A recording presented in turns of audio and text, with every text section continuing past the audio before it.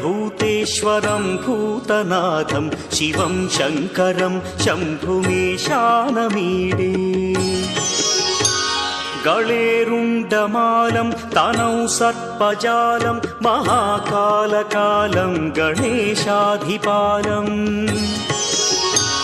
प्रभुं प्राणनाथं विभुं विश्वनाथं जगन्नाथनाथं सदानन्दभाजम् भवद्भव्यभूतेश्वरं